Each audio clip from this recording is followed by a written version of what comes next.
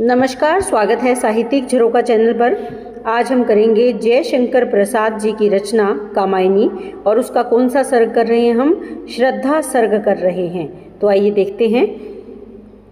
यहाँ पर मनु और श्रद्धा की आपसी बातचीत चल रही है। तो श्रद्धा क्या कहती है? तपस्वी क्यों इतने हो क्लांत। मनु की व्याकुलता को देखकर वो उससे प्रश्न करती है कि हे तपस्वी, तुम इतने क्लांत, इतने व्याकुल क्यों हो? वेदना का यह कैसा वेग, वेग यानी तीव्रता, तुम्हारे भीतर वेदना के ये किस प्रकार के तीव्र भाव उमड़ रहे हैं? ये कौन पूछ रहा है? ये श्रद्धा पूछ रही है। किससे? मनु से। हृदय में क्या है? आह, तुम कितने अधिक हताश। बताओ यह कैसा उद्वेग कि तुम इतने अधिक हताश क्यों हो, निराश क्यों हो? तुम में जो विचारों का उद्वेग है वो ऐसे कैसे उत्पन्न हो रहा है, या मन की अशांति या घबराहट तुम कैसे अभिव्यक्त कर रहे हो? तो यहाँ पर श्रद्धा मनु को तपस्वी कहकर संबोधित कर रही है। और जब उसने उसका परिचय जाना तो वो कहती है कि तुम इतने दुखी क्यों हो? वेदना का ये कैसा भाव है जो तुम्हारे भीतर से उठ रहा है? तुम बहुत ही निराश। आह, वो स्वयं एक लंबी श्वास लेते हुए कहती है कि तुम कितने हताश, निराश हो। बताओ तो तुम्हारे भीतर ये वेग कैसे उत्पन्न हो रहा है? प्रश्न कर रही है। किससे? मनु से। क्योंकि मनु को देखकर श्रद्धा को लगता है कि जैसे उसकी सारी इच्छाएं और आशाएं समाप्त हो गई है। तो यहाँ श्रद्धा उस तपस्वी के जो निराशा के भाव के कारण है उनको जानना चाहती है। हृदय में क्या है? नहीं अधीर लालसा जीवन की निशेष, कर रहा वंचित कहीं न त्याग तुम्हें, मन में धर सुंदर वेश। वो कहती है कि हे तपस्वी, तुम इतने व्यथित और निराश क्यों हो? मैं नहीं समझ पा रही हूँ। तो वो कहती हैं कि आप क्या हो गए हैं? हृदय में क्या नहीं है अधीर, अर्थात तुम्हारे मन में क्या धैर्य का भाव नहीं है? तुम धैर्यहीन हो गए हो। ऐसा क्यों है? क्या लालसा जीवन की कोई शेष नहीं बची है? वो कहती है कि तुम्हारे जीवन में, लालसा का मतलब क्या है? इच्छा। कि क्या तुम्हारे जीवन की कोई जीने की इच्छा शेष नहीं है? कहीं तुम्हारा ये त्याग ही तो तुम्हें संघर्ष करने से वंचित नहीं कर रहा है? मन में धर सुंदर वेश। तो मन में सुंदर वेश धारण करके कहीं ऐसा, वो क्या कहना चाहती है? त्याग को बता रही है कि तुम्हारे भीतर जो त्याग का भाव आ गया है, कहीं ये त्याग भाव ने ही तो तुम्हारे मन को कमज़ोर नहीं कर दिया है? सुंदर वेश धारण करके कहीं तुम्हें धोखा तो नहीं दे रहा है? इस त्याग भाव से तुम्हारे मन का कमज़ोर होना ये दिखा रहा है कि तुम निराश हो। तुम्हारे भीतर कहीं पर कोई भी लालसा नहीं है, इच्छा नहीं है, इसीलिए तुम जीवन की सच्चाई से दूर भाग रहे हो। दुख के डर से तुम अज्ञात जटिलताओं का कर अनुमान, काम से झिझक रहे हो आज भविष्य से बनकर अनजान। यहाँ पर वो क्या कहते हैं कि हे तपस्वी, तुम दुख के डर से, दुख से डरे हुए हो, इसीलिए तुम अज्ञात जटिलताओं, अज्ञात जिनसे हम परिचित नहीं हैं, ऐसी कठिन, ऐसी मुश्किल परिस्थितियों का तुम अनुमान लगा रहे हो कि तुम्हें ऐसे लगता है कि आने वाले जीवन में ना जाने कितनी ही विकट परिस्थितियां होगी, इसीलिए तुम्हारे मन में आज ही डर का भाव आ गया है। काम से झिझक रहे हो, इसीलिए तुम काम यानी प्रेम, पुरुषार्थ या अपने कर्म से झिझक रहे हो। आज वर्तमान समय में तुम भविष्य की चिंता करके वर्तमान समय में भी अपने कर्तव्य से विमुख हो रहे हो, भविष्य से बनकर अनजान। और तुम भविष्य यानी आने वाले समय से अनजान बन गए हो, अर्थात आने वाले भावी जीवन में तुम्हारा जो कर्तव्य है उससे तुम मुख मोड़ रहे हो, इसीलिए तुम वर्तमान समय में भी कार्य करने से या अपना कर्म करने से पीछे हट रहे हो। कर रही लीला में आनंद, महाचिति सजग हुई सी व्यक्त। महाचिति से तात्पर्य यहाँ पर क्या है? विराट चेतना। इस संसार की जो विराट चेतना है वो लीला में अपनी लीलाओं को आनंदमय भाव से कर रही है। और वही महाचिति, जिसे नियामिका शक्ति भी कह सकते हैं, उसी नियामिका शक्ति के द्वारा इस संसार की गतिविधियां चलती है। और आज भी वही नियामिका शक्ति आनंद में होकर अपनी लीला कर रही है। विश्व का उन्मीलन अभिराम, इसी में सब होते अनुरक्त। अभिराम से तात्पर्य क्या? आकर्षक। कि विश्व का जो उन्मीलन है, विकास है, ये बहुत ही आकर्षक है और इसी में सब अनुरक्त होते हैं, लीन होते हैं, मोहित होते हैं। तो यहाँ पर वो कहते हैं कि जो तुम्हारे जीवन में घटनाक्रम घटित हो रहा है वो तुम्हारे वशीभूत नहीं है, बल्कि वो तो नियामिका शक्ति के वशीभूत है। और जो नियामिका शक्ति पर भरोसा करके अपना कर्तव्य करता है वही इस विश्व में, इस संसार में जो नवजीवन चल रहा है, जो आकर्षक है, उसमें लीन हो जाता है या उसी में विरक्त हो जाता है, उसी में अनुरक्त हो जाता है।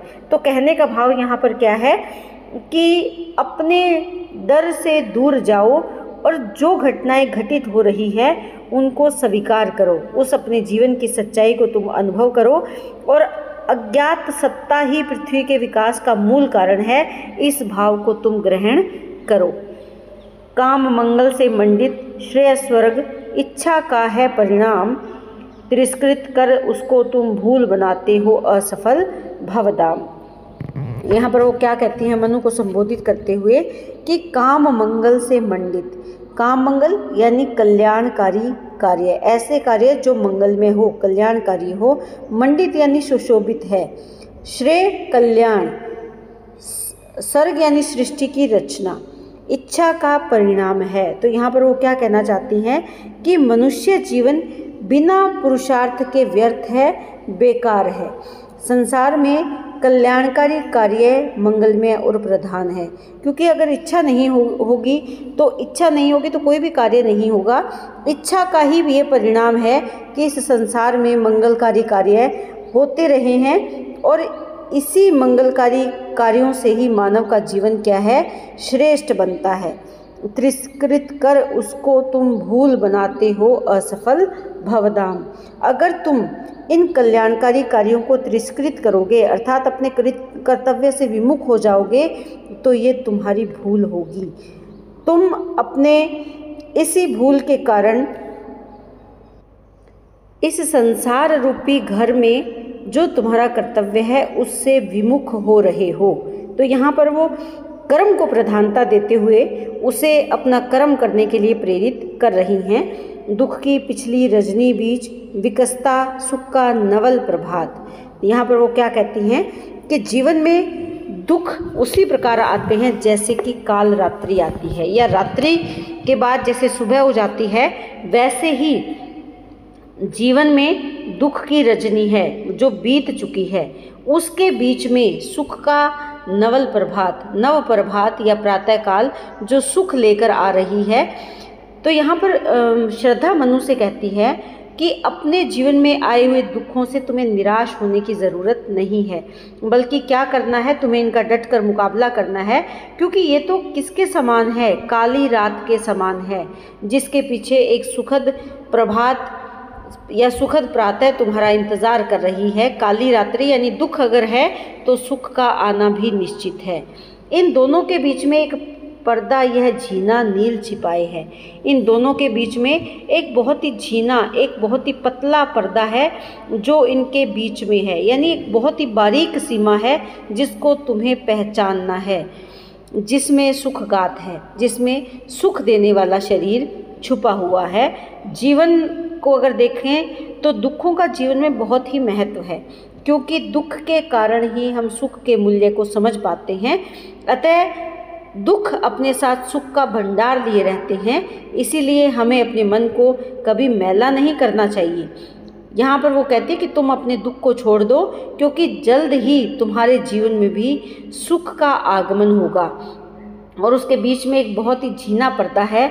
बहुत ही थोड़े से प्रयास के बाद तुम्हारे जीवन में सुखों का आगमन होगा और इसी झीने पर्दे के पीछे एक सुख का गात यानी सुख छिपे हुए हैं जो तुम्हारे जीवन को आनंद से भर देंगे।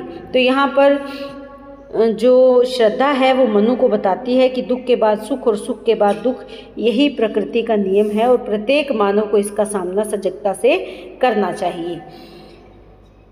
जिसे तुम समझे हो अभिशाप जगत की ज्वालाओं का मूल, कि जिसे तुम अभिशाप समझ रहे हो। अभिशाप का मतलब जो तुम्हारे लिए अमंगल है, श्राप है। मनु को समझा रही हैं और कहती हैं कि तुम जिस विपत्ति से डर रहे हो, जिसे अभिशाप समझ रहे हो, वही इस संसार की ज्वालाओं का मूल है। यानी इस संसार की अगर देखें तो संसार के दुख का मूल क्या है? वही है, वही संघर्ष है। ईश का वह रहस्य वरदान, कभी मत इसको जाओ भूल। ये दुख वरदान है किसका? ईश्वर का, जो रहस्यों से भरा हुआ है। रहस्य किसके? सुख को पाने का रहस्य। सृष्टि का ये नियम है कि दुख के बाद निश्चय ही सुख आता है, परंतु यहाँ पर मानव भगवान के इस वरदान को नहीं समझ पाता। वैसे ही मनु भी इस वरदान को नहीं समझ पा रहा है। उसके जीवन में जो दुख है उनसे वो घबराया हुआ है।